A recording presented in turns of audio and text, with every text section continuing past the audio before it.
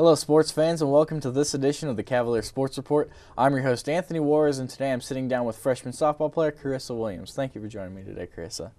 You're a freshman out of Mays High School in Wichita, Kansas. What brought you to Johnson County Community College to play softball here?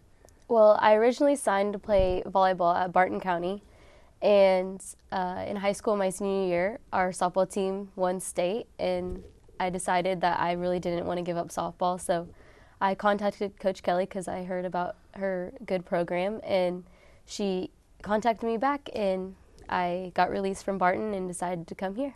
So in high school, were you more of a volleyball player or softball player? I played both, and I always loved softball way more, but volleyball was really the sport I was better at, so I signed for that. But then once we won, I decided I really couldn't give up softball. So what was it about winning the state tournament that called you to come back to softball to play at the college level?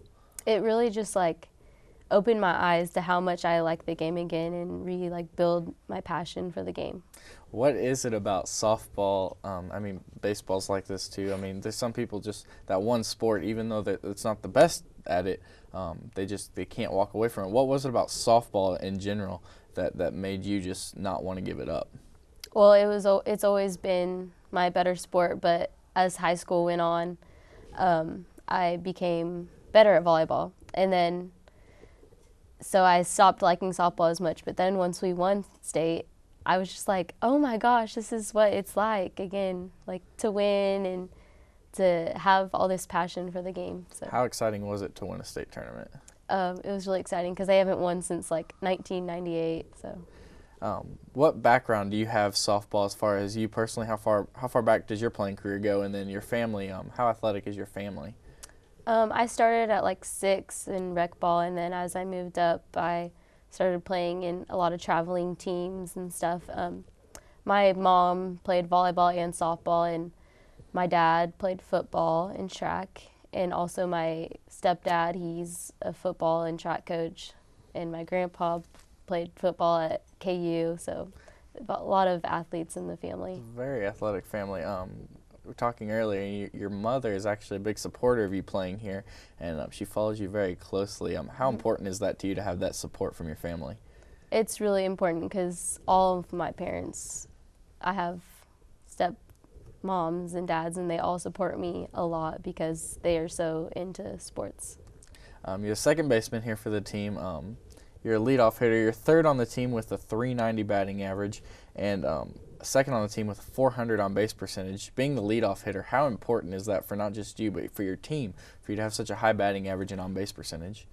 Well, the leadoff's job is to see a lot of pitches so that your team can see what the pitcher has, and also it's a really good fire starter when you get on base because you get on and then everyone else can do their job of bringing me around and scoring me. Something that you use to your advantage is being a left-handed hitter. How much is an advantage of that to you, being left-handed and a few steps closer to first base on bang-bang plays? It's a huge advantage because since I'm a slapper, I'm running at the ball, so I already have my momentum towards first base. Rather than right-handed hitters, they don't have that advantage. You also have an advantage of being very fast. You lead the team with 25 stolen bases. You've only been caught 3 times with an 89% success rate. How much pride do you take in the ability that you can swipe second and sometimes even third? I take a lot of pride in it. I really like to take advantage of my speed because a lot of people can't throw me out. How much confidence do you think Coach Latondres has in you stealing bases? Quite a bit because normally she has me steal second every time I'm on, and sometimes she has me steal third, which is not normal since it's easier for a catcher to throw me out at third. Something that is a little bit out of the ordinary for you is you're right in the middle of your team with RBIs. You have 17 on the season. How much pride do you take in your RBI totals, knowing that you're a slap hitter, you're the leadoff hitter, you're not really expected to get a lot of RBIs, but yet you do? I take quite a bit of pride in it because it depends on the situation where the runners are at on the bases. Depending on if there's a runner on second or third, if there's a runner on third, I try to hit it in the hole and get him in.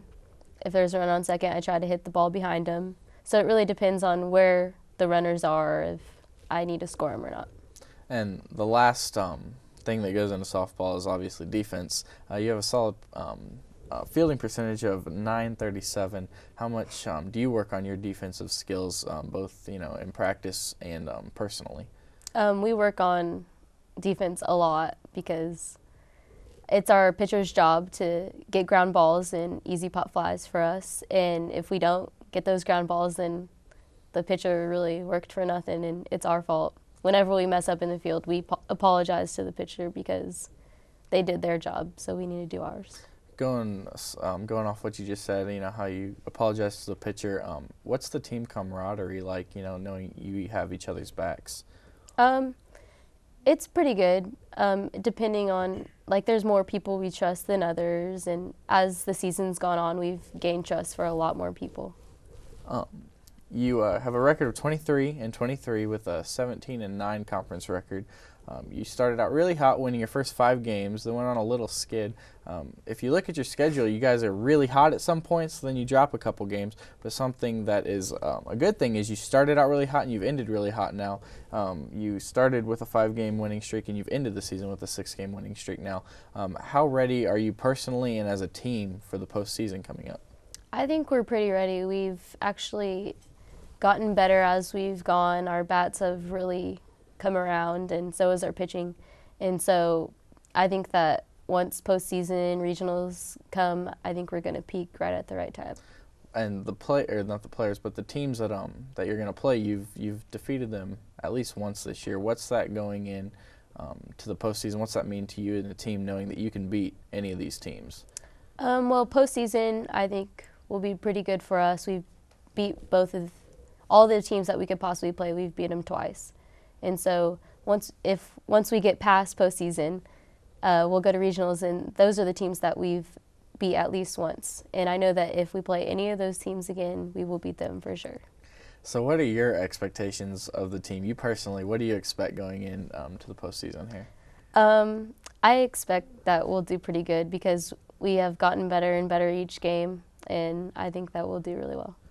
Well, once again, thank you for Karissa for joining us today. Make sure you tune into future shows for more Cavalier sports action.